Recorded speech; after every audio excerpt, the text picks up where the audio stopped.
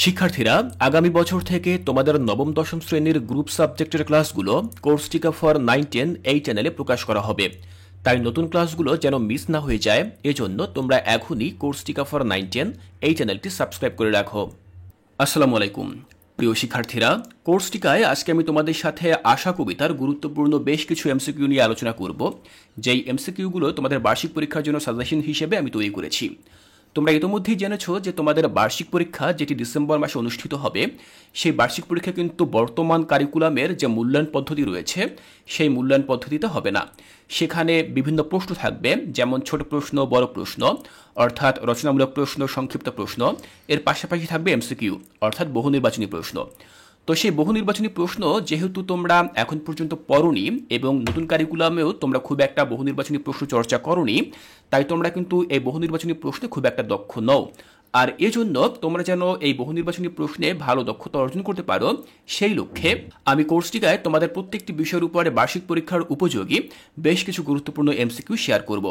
আজকে আলোচনা করব আশা কবিতার এমসিকিউ নিয়ে। তো চলো দেখে নিচ্ছি যে এই কবিতা থেকে গুরুত্বপূর্ণ কোন কোন এমসিকিউগুলো বার্ষিক পরীক্ষার জন্য থাকবে। শিক্ষার্থীরা, আশা এই কবিতাটি রয়েছে তোমাদের ষষ্ঠ অধ্যায়ের প্রথম পরিচ্ছেদে 5 নম্বর কবিতা, এবং এই কবিতাটি লিখেছেন সিকান্দার আবু জাফর।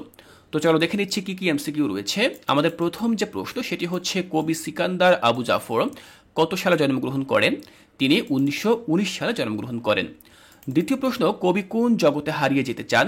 কবি নির্ভাবনার জগতে হারিয়ে যেতে চান। এরপর দেখো 3 নম্বরে বলা হয়েছে, গভীর নিশুত রাতে মানুষ কিভাবে থাকে?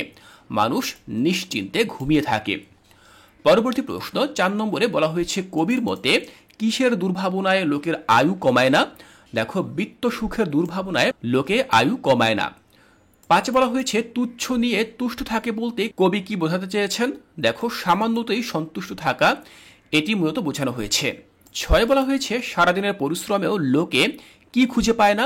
একটি দিনের আহার্য তারা খুঁজে পায় না। 7, লোকে কিসের সঞ্চয় খুঁজে পায় না? লোকে আহার্যের সঞ্চয় খুঁজে পায় না। দেখো, 8 বলা হয়েছে, কবি কোন বৈশিষ্ট্যকে নেই বলে উল্লেখ করেছেন? তিনি দুরাশাকে নেই বলে উল্লেখ করেছেন। 9, নেই কোনো সংশয়, বাক্যের অর্থ কি? কোনো দুশ্চিন্তা নেই। 10, কবির মতে মানুষ মানুষের প্রতি কিভাবে আচরণ করে? মানুষ মানুষের প্রতি ভালোবাসাপূর্ণ আচরণ করে। শিক্ষার্থীরা, তোমরা এখান থেকে দেখে নিলে যে আমি যে সকল এমসিকিউগুলো তোমাদেরকে পড়ে শোনাচ্ছি, প্রত্যেকটি এমসিকিউর সঠিক উত্তর কিন্তু এখানে বৃত্ত দ্বারা চিহ্নিত করা হয়েছে। তোমরা এগুলো খুব সুন্দরভাবে পড়ে নেবে। আমি শুধুমাত্র সঠিক উত্তরগুলো তোমাদেরকে পড়ে শোনাচ্ছি, তবে তোমরা যখন অনুশীলন করবে তোমরা অবশ্যই প্রতিটি অপশন ধরে ধরে এমসিকিউগুলো অনুশীলন করবে। এর ফলে এক একটি এমসিকিউর বিপরীতে কি কি অপশন থাকতে পারে, কি কি ধরনের অপশন থাকতে পারে, সেগুলো কিন্তু তোমরা খুব সহজভাবে বুঝে যাবে। দেখো, পরবর্তী এমসিকিউগুলো আমরা দেখে নিচ্ছি। 11তে বলা হয়েছে, মানুষ তার প্রতিবেশীর ঘরে কি জ্বালাতে পারে?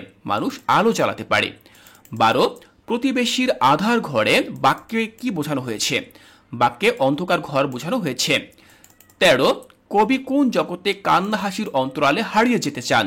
কবি সাম্যের জগতে কান্না হাসির অন্তরালে হারিয়ে যেতে চান। এরপর দেখো 14তে বলা হয়েছে, নেই দীনতা, বাক্যে দীনতা বলতে কি বোঝানো হয়েছে? দীনতা শব্দের অর্থ হচ্ছে দারিদ্রতা, তো বাক্যে মূলত দীনতা বলতে এই দরিদ্রতাকেই বোঝানো হয়েছে। এবার দেখো 15 নম্বরে বলা হয়েছে, কবি কিসের জন্য কোনো সংশয় অনুভব করেন না? কবি মনের স্থিতির জন্য কোনো সংশয় অনুভব করেন না। 16, বিত্ত সুখের দুর্ভাবনা বাক্যটির মাধ্যমে কি বোঝানো হয়েছে? দেখো, সম্পদের চিন্তা বোঝানো হয়েছে। 17, কবির মতে লোকে কি তুচ্ছ ভাবে? লোকে বিত্তকে খুব তুচ্ছ ভাবে। 18তে বলা হয়েছে, আমি সেই জগতে হারিয়ে যেতে চাই, বাক্যের মাধ্যমে কবির ইচ্ছে কি? দেখো, শান্তি ও নির্ভাবনায় থাকার ইচ্ছা এই বাক্যে ফুটে উঠেছে। এরপর 19এ বলা হয়েছে, কবি কি ধরনের জগতে থাকতে চান?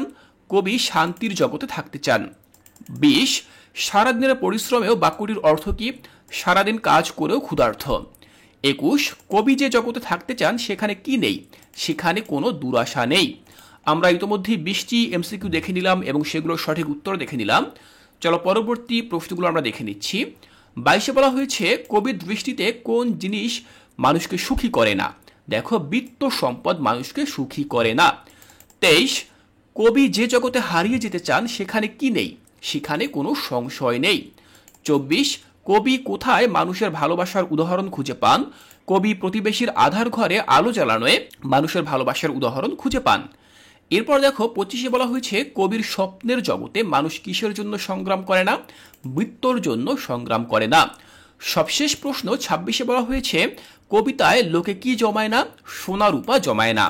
তাহলে শিক্ষার্থীরা আমরা এই কবিতা থেকে গুরুত্বপূর্ণ 26টি এমসিকিউ দেখে নিলাম, এই আশা কবিতা থেকে, যেটি লিখেছেন সিকান্দার আবু জাফর। তো আমি আশা করছি এখানে যে এমসিকিউগুলো আমি তোমাদের সাথে আলোচনা করলাম, প্রতিটি এমসিকিউ তোমরা খুব সহজভাবে পড়ে নিয়েছো এবং তোমরা অবশ্যই খুব ভালোভাবে বার্ষিক পরীক্ষার জন্য এই এমসিকিউগুলো বাসায় বসে অনুশীলন করবে।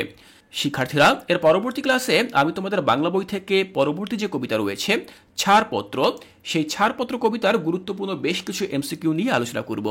তাই কোর্সটিকায় এর পরবর্তী ক্লাসগুলো দেখার আমন্ত্রণ জানিয়ে আজকের এই ক্লাসটি এখানেই শেষ করছি।